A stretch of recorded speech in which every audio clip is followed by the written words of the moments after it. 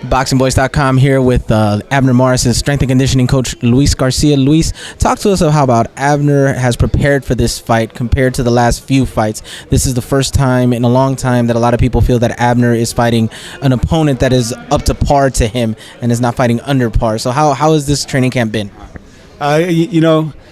Training camp is great, but I'm glad you say that.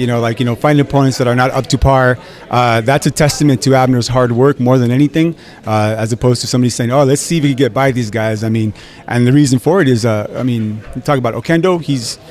He was a prospect, and he was still a challenger at the time he fought him. The only guy I really say, that Amidas kid was probably the only kid that was maybe just a fight that we had to pick up just because Abner wanted to stay busy, and the other kid was an Olympian as well. So I don't think I want to knock Abner's choice of opponents because there's not his choice. It's whatever was available, and I think even then you want to compare it to Leo's. We fought better people anyways. But in terms of this camp, it's always different when you're stepping into a bigger fight.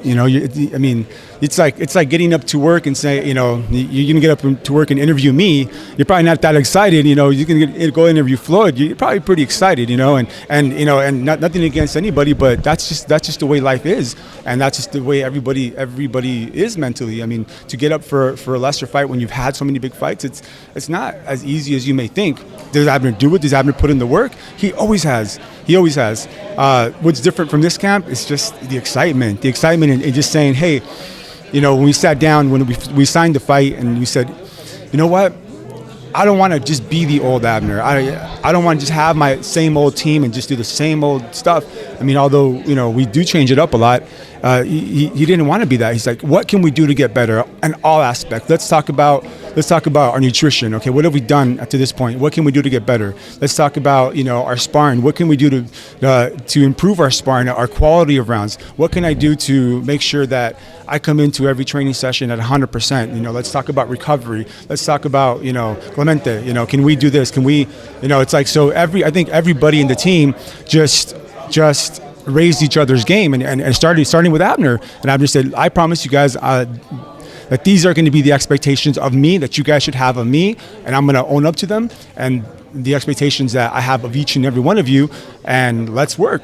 And sure enough, it's been that. So it's been, you can't say perfect camp because there's never any perfections, but pretty damn near perfect. And Abner, as a true professional that he is, a true champion that he is, I think it was amazing to see the kind of work that he was willing to do, the kind of work that he has been doing, and what has brought us here today. So there's been some changes, but overall, the work is work. It's boxing, sparring, bag work, road work, sprints and this and that, conditioning. It's still it's much of the same. You said something very intriguing there. You said Morris has been in so many big fights. Fought Anselmo Moreno at the Staples Center. He's fought in Johnny Gonzalez at the StubHub, and he's always been the headliner. His name has always gone first. Have you seen any added motivation from Abner, considering that this is booked as Santa Cruz versus Morris, a guy who's never headlined an event versus a guy who has, but his name is going second? I think him and I have talked about that. We're just like, oh, okay, really? Okay. So, it was one of those things where it doesn't matter. Is that important? Is that going to win the fight? No. Then don't worry about it. And that's just been kind of his attitude about it. And if anything, it's kind of one of those things where I seen that spark and just like, I don't need to be second. Why do I need to be second? I fought the bigger fighters. I've had a better illustrious career than Leo has at this point. So why do I need to take second seat? And I think we can all feel that. Now he didn't say that, but I think ultimately I'd feel the same way. I'd be like, hey, why do I need to take second to this guy? Because I lost one fight. Now all of a sudden, all the gauntlet of fights I went through, all of a sudden, all the world titles I won, and beating champions, not just cherry picked or hand picked guys.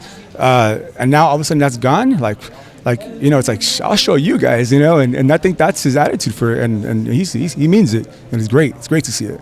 Now, talk to us about the relationship between you and Clemente Medina. Obviously, you guys have to coordinate with one another to have Morris at 100% at all times. Talk to us about that relationship and how it actually has correlated into Abner being what we saw today. Clemente and I have known each other for many years. We worked even 15 years ago, 16 years ago, 15 years ago, with Edwin Valero, Daniel Ponce de Leon. We had Mike Anchondo. We had other fighters in the past, and before even we're getting together with Abner, and coming this far. I like Clemente have been part of Team Ares for 6 years. So when he came back from Mexico is when Clemente and I were hired. It's a great relationship. I think more than anything, he believes in my work and I believe in his, and we have the experience together to just have those conversations, and I can listen to him and I can tell him, and he knows the expectations. He knows, hey, he's gonna be tight the first couple weeks of camp because of the work that we were doing in the off season, some of the work that we are doing at that moment. But we're gonna taper off, and at what time we should taper off, and when it's too early to taper off. So it's sometimes some fighters freak out because the conditioning coach doesn't know how to set those expectations, or gets scared the minute that they say, oh, I feel tight, or I may not feel so good, or they're just trying to show off at one point. But Clemente knows that I have no ego on my work, and if he ever tells me, hey, I think we need to make a change because I see him feeling this way, or see that, or his mechanics of his punches are not there, I see it on the mitts, then yeah, I make that change. It's not that big of a deal. There's more than one way to work, and as long as we're all going to the same goal, then make that change.